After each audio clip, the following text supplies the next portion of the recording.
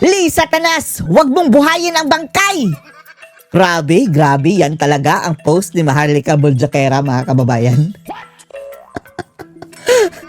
Habang sinishare niya yung litratong pinost ni Bongbong Marcos. Dahil hindi kumbinsido, mga kababayan, si Maharlika na latest picture yung pinost ni Lisa Tanas, mga kababayan, at ni Bongbong Marcos. Sabi ni Maharlika, ang inilabas na Easter picture ni Bangag ay hindi kasalukuyang mukha at pangangatawan ng kawatang adiktus. Kasi Maharlika nagsabi niyan, ha? Yung nasa kanan naman ay ang kasalukuyang mukha ni adiktus. Oh, yun daw nandun, mga kababayan. Pero etong pinost ni na Lisa at ni Marcos, mga kababayan, parang mataba pa si BBM. Pero anong ibig sabihin ni Maharlika, mga kababayan, na huwag mo buhayin ang bangkay? Ang mukhang bangkay? Hindi naman siguro sinasabi niyang patay na si Marcos, mga kababayan. Dahil mukhang hindi pa naman. Mukha lang may sakit. Ang sabi nga ni Guanzon, nangangamoy St. Peter's. Pero tingin natin, hindi pa yun patay. Iba siguro ang ibig sabihin nito ni Maharlika. Yung mukhang bangkay, mga kababayan. Dahil, tingnan nyo, yan ang picture. Mataba ba siya dyan, no? Andito pa, may bangs pang ungas, mga kababayan. Eto, pabangs-bangs pa, mga kababayan, si Ngagva. At tingnan yung kamay, mga kababayan, naka middle finger pang naka-ganyan sa mesa. Naka-ganyan.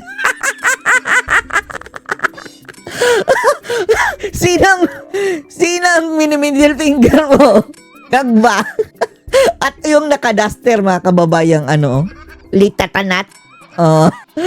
Eto na ba, mga kababayan? Tumaba ba si BBM kung talagang latest ito? Dahil hindi kumbinsido si Maharlika eh. Pero din tayo nakuha, mga kababayan, na picture ni BBM last week. Etong itsura niya. Ayan, mga kababayan. Yung nag-inspection siya. Tingnan nyo ngayon, sinasabi niyang post down niya ngayon. Yan, may bangs. Samantalang, last week, mga kababayan, ganyan, pakapayat. Tapos ngayon, bigla na tumaba at nagka-bangs. Ang itsura talaga ni Lisa, mga kababayan. Nakakatawa, no? Ito si Lisa Marcos, no? Lalabas lang sa screen natin, mga kababayan. Mukhang natatawa na tayo, Diyos ko. Wala pang sinasabi, para ng komedyante. Ayan si Bangag, Gayon pa man, hanggat hindi yan bumababa sa pwesto, mga kababayan, wala tayong paki.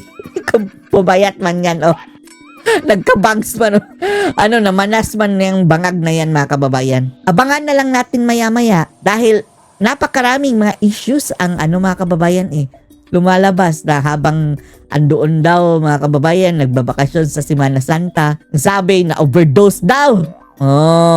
Ibabasa natin sa mga komento, sa mga post, mga kababayan. Mayroon ding nagsasabing mga stage 4. Tapos si Guanzon sabi, daw? Nangangamoy St. Peter's. Tapos, last time, ang sabi din ni Maharlika, mga kababayan, mayroong kasamahang namatay. Ang initials daw, basta itago na lang sa J and J, double J daw. Sino yun? Gayon pa man. Abangan na lang natin kung lalabas ba talaga this week, mga kababayan. Si Iloy Bugris, ang sabi din na mayroon daw talagang cancer, sabi ni Iloy Bugris. At nung pumunta daw sa Amerika, nagpa-stem cell at nagpa-something chemo na magic na mga kababayan. Magic treatment. Lahat ng yun, wala pang kumpirmasyon, ha. Pero just in case, stage 4, mga kababayan. Ang stage 4, wala na yung lunas. Ibig sabihin, kumalat na yan sa iba't ibang organs. Wala din natin kung totoo ba o hindi. Dahil usually kung stage 4, dapat hindi ka na hindi ka na gagala-gala. Nag-inspect pa Kaya talaga nakakalito, mga kababayan. Dito na lang tayo sa discussion na naka-Eric at ng Dr. Lauren Badoy. Bago pa tayo mag-speculate ng kung ano-ano, dapat doon muna tayo sa kumpirmado na. I'm really shocked at this level of greed. Level of greed sa panahon ni Bangag, mga kababayan. Grabe, no? Walang katumbas na mga kababayan, kasamaan sa pagnanakaw. I cannot fathom it. I cannot wrap my mind around it, honestly. Si Isko Moreno pa, I cannot phantom. Isko, I cannot fathom. And as a close friend of PRRD, I noticed kasi, he's really a natural detachment from material stuff. Am I correct, DG? Yes. Oh, ang bahay nga mga kababayan eh. Mas pipilian pa na Tatay Digong na andun sa kanyang maliit na tahanan mga kababayan. Wala. Kahit sasakyan nga niya, ayaw niyang bumili. Oh. Ayaw na sumakay. Oh, hindi ako nakatikim ng Mercedes-Benz. Oh. Mercedes-Benz pa lang yan mga kababayan na, hindi pa lang yan gaya ng mga Rolls-Royce. O hindi pa yung mga talaga mga kababayan, yung mga mga materyaloso. Kaya pa yung magsakripisyo, pipikitan lang mga kababayan pambayad. Pagkabili lang Mercedes-Benz, pang show off. Pero kay Tatay Digong, hindi talaga siya bumili. Wala siyang naidagdag ni isang poste sa kanyang bahay nung umuwi siya mga kababayan magkatapos sa kanyang pagka-presidente. Siksikan kami dun sa pickup truck niya. So, pick up tayo sasakay, di ba? Sa harap siya uupo. Napilit lang niya siya nung naging presidente sumakay ng medyo ayos-ayos. Oh, Land Cruiser. Dahil yun ang official sa Malacanang mga kababayan na sasakyan at naka-bulletproof. Tapos si Torre nung naging PNP chief, may Land Cruiser din siya. Tapos pagbaba niya dapat may bandang sumalubong. Ang unggoy daw na sabi ni Baste. Boxing King. Shadow boxing. Sasakyan niya, hindi siya nagsusuot ng sing-sing, ginto, wala. Walang In fact, I recall, ito naman, Relo lang. Tapos ang brand ba kababayan? Seiko. anecdote na lang ito. During the campaign, I think, just during the campaign, sinalubong namin yan siya sa Terminal 3 yata. Yeah, with other retired officers. Kami si Bongo tsaka si Ma'am Hanin. Galing yata sila ng Hong Kong, parang gano'n. And then, nagkukwento siya, sabi niya, wow nga, uy, tinaas ko yung paa ko, pagtingin ko sa pagtaas daw, nagpupo siya ng D4. Tumingin daw yung katabi niya. Aeroplano o sa airport na. Tinuro. Kita yung medyas niyang puti sa loob. Butas yung ano niya. Butas talaga. So, butas pa pagdating niya sa airport. Yung sapatos niya mga kababayan, no? Natanggal yung talampakan. Kinikwento niya. Pinakita niya. Hindi ko yata na-picturean eh. Pero nakita niya. Tingnan mo. Nga, uy. Paborito maganda ko din na, sabi niya, paborito ko kasi ito na boots. Yung naman yung parang boots na bibili mo sa Sambuanga na mga, paborito niya. Tapos, butas. Kaya biniro ko sabi, ang aming maging presidente, butas ang sapatos. Mabuti na lang, bukas pa yung casino sa harap ng Terminal 3. Sabi ni Makalit, mapunta tayo doon sa bumili tayo ng sapatos. So, ako sa kabila. At tinamaan namin siya bumili ng sapatos. Ganun siya. Isipin mo, mapupudpud ang sapatos. Hindi nabibili mga kababayan hanggat hindi pa nasisira. Samantalang itong mga mga Marcos mga kababayan. Example na lang sa Imelda. Hindi pa sinusuot, bumibili na. Siya nagpapalit ng sapatos. You were the last one to see PRRD, di ba? Yeah. Bago siya na-kidnap sa papuntang sa aeroplano. Ni Bangag, di ba? Ni Bongbong Marcos na niya yan, minastermind ni Bongbong Marcos yung extraordinary rendition ni PRRD. So you saw him, di ba? Last. Yeah. What was his demeanor? What was his disposition? No. He was, Kalmado si Tatay Digong eh. actually, naman siya? Hindi siya, relax lang siya.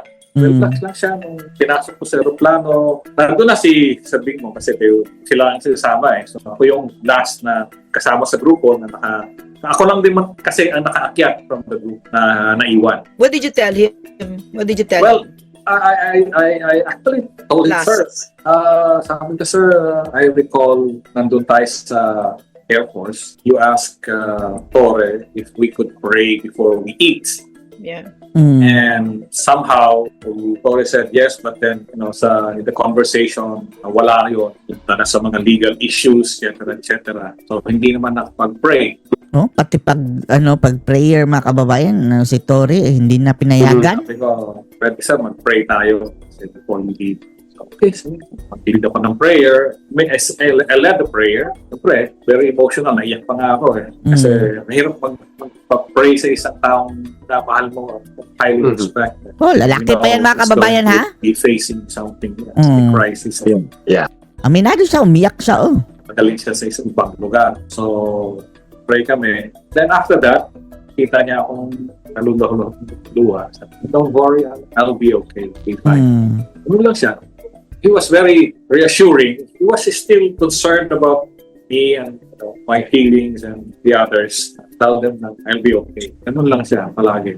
He doesn't really parang sa sarili niya. It's always other people.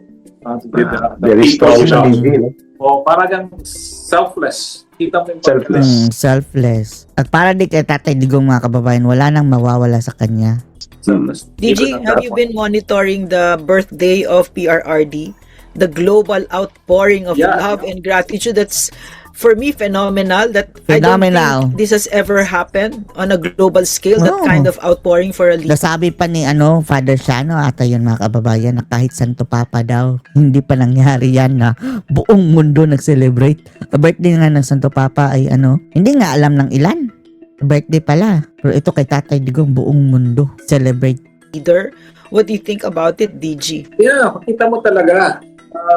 Shocking, no? Phenomenal talaga. I mean, hindi ka makapaniwala bakit ginagawa ng mga tao. It only means that they really felt Tapos ang mga tao hindi naghahangad ng kapalit mga kababayan. Walang kapalit. Yan ang amusing. his sincere affect, the sincerity of the president na talagang mahal niya yung mga Pilipino. And they felt it. That they only felt mahal, hindi they felt the service. Yeah. Kasi, they naramdaman nila yung protection, lalo na yung protection against criminals, against the drug syndicates, and even against the oligarchs who were exploiting them, the politicians who were exploiting them. Meron silang natatakbuhan nasusumbungan. Yeah. Tapos pag nagsumbong sila doon, inaaksyonan ni President Duterte. Ngayon, wala tayong matakbuhan, wala tayong malapitan because it's a conspiracy. The whole government is a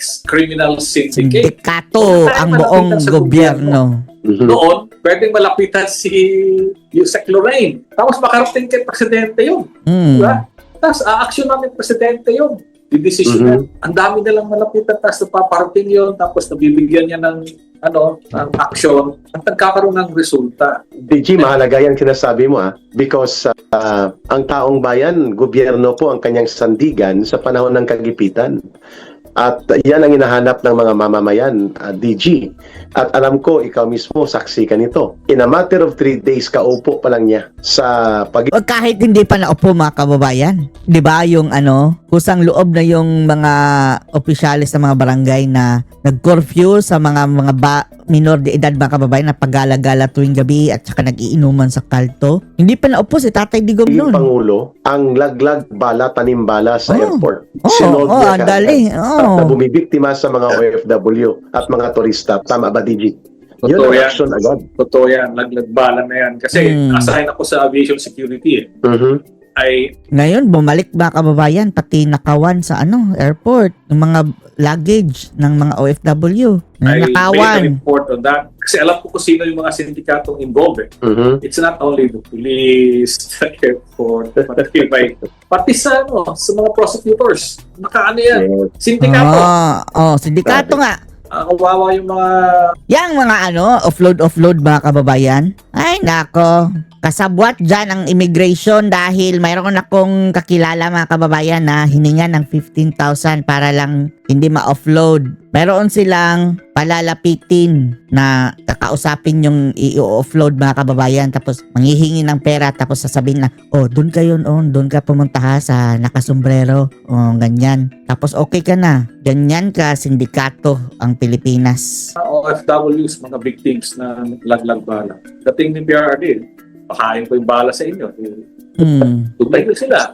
So, OFWs talagang masaya. Tapos pag umuwi sila, hinaharang sila ng Bureau of Customs. Sabi ni PRRD, wala nang harangin ng Bureau of Customs. Yes. Doon sa airport. Kaya pagdating mo, alis abroad, wala na yung, nagbibigay pa yung mga OFWs ng dollar para lang palusutin sila. Hahanapan sila ng kung ano-ano. Oo. Nung panahon ni PRRD, lusot-nurot, walang problema. Kaya masaya yung mga OFWs. Kaya nakita natin na nung nag-celebrate sila ng Pasko, because ramdam nila yun Worldwide.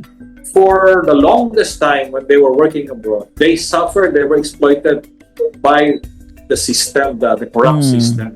Corrupt And when system. PRRD assumed, nawala lahat yun. Yeah. They, for the 6-year period, wala yung mga kalokohan na yun. At ang problema, DG, full restoration of total corruption, absolute abuse. And pagka Restoration of absolute abuse, no? Pagdating ni Bangag, mga kababayan. The revenge of the criminals. pagtalikod sa interes ng taong bayan, Ma'am Lorraine, no? Habang patapos tayo, DG, final reaction mo dito sa aspeto ng panggobyernong matino at matuwid na yung Matuwad. hinahanap ng taong bayan. Sa Malaysia, ang diesel at gasolina nasa 60 pesos to 70 pesos lang. Sa Vietnam, sa Mababa. Thailand, 70 to Oh. 80 pesos Tapos lang. sa Pilipinas, Indonesia, grabe. ganun din. Mag 117 na daw, mga kababayan, ang diesel. Difference of 50 pesos per liter, DG. Grabe. The only action na magawa ni Marcos, monitoring and appeal. nag-monitor your reaction ba? to that? Yan ang hindi. Nagmonitor ba ang Bangag? Hindi naman. Maramdaman ng taong bayan na may kumakalinga at may nangangalaga ang gobyerno sa kanila sa panahon ng kagipitan. Final question namin yan, DG. Masensya na kung pwede mahaba-haba yung sasagot ko niyan. Kasi gusto ko lang Sige. i-illustrate. Ano? Nung panahon ni PRRD, malala nyo yung price of tubig sa Metro Manila. Yes. At gusto magtaas pa ng singil 12 pesos and 50 centavos. ang MWSS, di ba? Tama? Tsaka Manila Water in Maynila. Manila Water, sorry. Manila Water. Okay. Manila. Ang gusto magtaas, sabi ni nagalit si PRRD. Sinarado pa yung tubig. Oo, isasabot pa There was tubig. no supply. Oo. Tama. Siya mismo, pinakailaman niya. Siya mismo nagsabi na, hindi ko alam kung sinabi niya, sampalin niya o ano, basta. Yun. Or i-take over. Pagdating ng 12 noon, pagdating ng 12 noon, wala Shutdown. pang tubig. Pupunta ako dyan, sisipain ko. Kaya ganun sinabi Take niya. over niya yung company, parang gano'n. Hindi ko naman tandaan. That's correct. But he issued that threat because he said, you have been making so much money for the Agree. longest time. Agree. Tapos ito, bigyan nyo yung serbisyo. Diba? Nalaman pa nga niya na merong meron palang pera kasama doon sa ng pera, yung water purification and yung drainage na nililinis bago ilagay Sewage. Oh. sa i-release. Nangongolekta sila ng bayad, mga kababayan dyan. Tapos wala naman, serbisyo sa mga sewage system. Sa dagat o sa ilog. Meron yan. Pero walang mga Wastewater treatment. wastewater treatment. Oh, yan. Yes. Binabayaran natin yun every time we Sinisingil pay. yun. Nandun yun sa bills natin. Wastewater Opo. treatment. Yet there are no wastewater treatments. Very few. Grabe. So, Bakit sana nangongolekta? punta yung pera. Diba? Binubulsa lang. Also, DG, nalaman niya na kahit yung bulaklak na pang regalo, tayo din ang nagbabayad ng mga That's correct. itong corporate Kaya accounts. nga. No? Kaya nga, siya galit na galit siya. Ngayon, ito naman sa fuel. Galing nga ako ng Vietnam actually. Halos hindi sila nagtaas ng konting-konti lang if ever yung Konti. yung presyo Correct, sa ibang sir. bansa. No? Layo. Wala namang oil ang Vietnam. They Wala. don't have oil reserves. They buy all their oil requirements. Pares tayo sa Pilipinas. Pero kaya nilang ganun. Bakit? Bakit sa atin, 2 linggo pa lang, nagtaas na tayo ng gera, taas na kaagad ng 30 presyo. pesos. Bakit, When they were DG? when they were using what is in stock, Yeah. they bought it at a price which is very low. Correct. Hindi pa naman kaagad nagtaas na sa international ang market yung binibili nila just because kinulang ng supply, tataas mo. Kung naisip ko nga, kaya sabi ko mahaba-haba, baka kung si PRRD ang nandito, sabihin lang ni PRRD, sigurado. look, kung oil companies, you have been making tons of money for the longest time. In a crisis like this, isama kayo. Huwag nyo Tama. ibigay lahat ng burden sa mamayang Pilipino. I-shoulder nyo din. You're not going to go bankrupt because you have so much money, and you're not going to lose money because you bought this gasoline for only this much price, and you're going to sell it only for this much price. Don't Yes. double the price. But double na ang presyo ng ating diesel. That's the difference between BBM and Marcos and his Claro. He's concerned for the ordinary people, the effect of whatever decisions they make sa national government to the ordinary people, to the poor. Kaya siya minahan ng still people around there like Eric and Lorraine and VP, Inday, Vice yeah. President, VP Inday, and who DG Monteagudo. gives us that light at the end of the tunnel. Agree. Of course, we are in the dark tunnel, right? Yeah. We see the light, and people like you and VP Sara are providing that light. Mhm. Ay, nawala Na-mute ka, ka. DJ, DJ, na-mute. na-mute ka. DJ, na-mute ka. Na-mute. Naglag yan. Wala. Nandiyan pa ba? DJ, Naglag. nawala ka? Hello. Ah. Yeah. Ayan na, bumalik ka. Go ahead. Hello? Go ahead, DJ. Sorry. Go ahead. Hello. Okay na. Yes. Ayan na. Ang sinasabi ko nga, we are in a dark tunnel, and Oh, tapos si Bangag mga kababayan ang kanyang mensahe ngayong Semana Santa, Easter Sunday na mayroon daw katapusan ang mga kababayan, kadiliman, Diyos ko Lord. Talagang may katapusan kapag mawala ka na sa pwesto, Bangag. Bumaba ka na dyan. Makikita lang din daw natin ang liwanag. So parang nag-iisip ba itong sinabangag mga kababayan sa kanilang mga pinagsasabi dyang mga mensahe-mensahe? Bumububirang sa kanila eh. Nagtatawa na ng mga tao mga kababayan. Akala ba natin na papunta na tayo sa paputi? Tapos bakit siya nagsasabi na hindi daw, parang walang darkness na mag-last forever.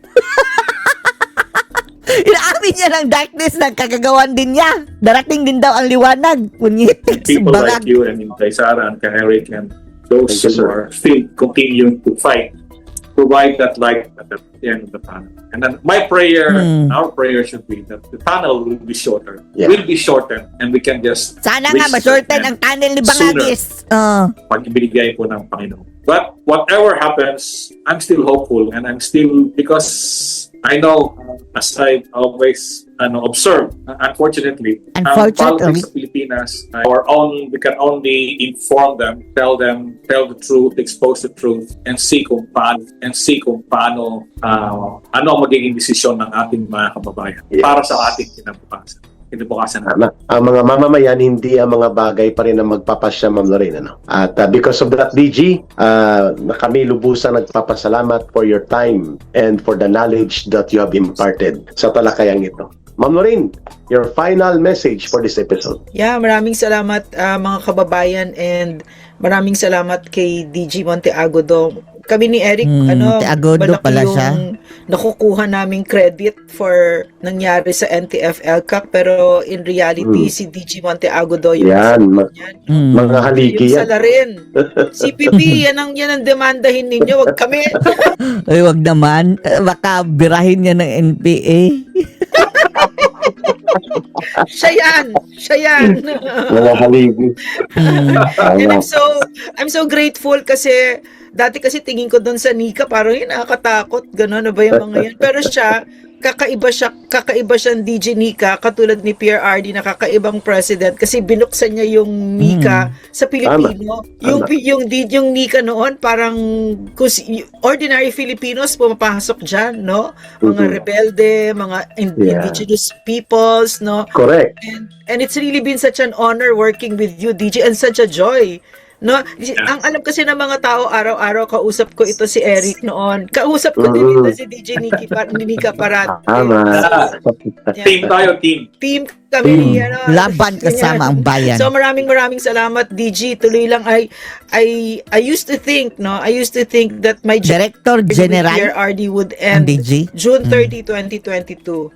Now I realize we just barely started, and our journey towards nationhood continues, still with him as our leader. Because the irony to all of this is that even though he's in prison, all alone, old, he's aging, he's not in the best health, he is the most powerful political figure and moral figure in the country. Yeah. And like the three of us here, we love him so much, and we will follow him to the ends of the earth because he is worthy. Hindi kami bobo. Hindi kami bobo. Ang bobo mga kababayan, yung mga pinklawan-dilawan at mga pangarap. So, Nabobobo dahil sa sa galit nila sa mga Duterte. he is so worthy Kagaya ni Shelo Magno, maligno. of it, and of our trust, and our partnering with him, no? And our loyalty as well, no? I would do it a million times over for PRRD. It has been such an honor. Really, I love that man so much. So, maraming salamat mga kaibigan sa suporta ninyong lahat sa sa KPRRD, sa Vice President at sa ating bansa. So, thank you. Magkaisa tayo. Thank you so much, Ma'am Lorraine and DG Alex Paul Monteagudo, sir. Yan po yung mga Monteagudo. of the Duterte leadership, ang kalidad ng pamumuno. Narinig at nakita niyo po kung paano mag-deliver ng kanyang talakayan at pananaw ang isang Director General ng NICA, pinakamataas na posisyon sa intelligence ng gobyerno sa panahon ni Pangulong Duterte. Yan po mga pinili ni Pangulong Dami Duterte. kaming adventures niyan, di ba, Eric? Well deserved. Daming adventures niyan. Yes, yan. At baka nagtatanong kayo si DG Alex Monteagudo po ang hindi natakot sa pag-confront ng red tagging. Dahil walang red tagging. Siya ang gumawa ng Ayan. counter na tinatawag na truth tagging. Yun ang Truth kanyang At saka ginawa. siya din yung Eric, siya din yung kung bakit, siya din yung nakaisip na punta tayong Europe. Yun, at US. I-confront natin ang ibuko natin ang CPP, NPA, NDF sa mga Correct. international Sa US. organizations na Sa US. niloko nila. Grabe. At as a result, Binulgar, cut yung financing nila. Sign it. At saka yung truth caravan. Dahil yung ilan yung taga-Europe mga kababayan hindi alam na yung mga donation nila, aid nila napupunta doon sa mga NPA. Kasi itong mga NPA nagsusolicit, nagkukunwari ng mga NGO. Kasama ang mga indigenous people. Yeah. Si DG Alex po ay hindi natakot kasama si PRRD na harapin, take the bull by the horn at Yeah. talagang ilantad sa mamamayan ang CPP, NPA, NDF at hindi na mababawi yon. Kaya kami nagpapasalamat sa kanya na kasama natin siya. Mababawi yun. Hindi na mababawi yung siya, wala nakagawa na director ng NICA nun. At nangyari yon dahil ang boss ni DG Alex at namin ay isang Rodrigo Duterte. Duterte. Maraming salamat, DG Alex. At patnubayan kayo at yung pamilya na maging ligtas at matatag pa rin po ang pakikipagkaisa sa pagsusumikap ng mamamayang Pilipino sa pagbabago at pagtutuwid ng ating gobyerno at pagsasaayos ng ating lipunan at bayang minamahal. Mabuhay po kayo, DG Alex. Mabuhay! Ano masasabi DG, dito mga kababayan? Post comments below.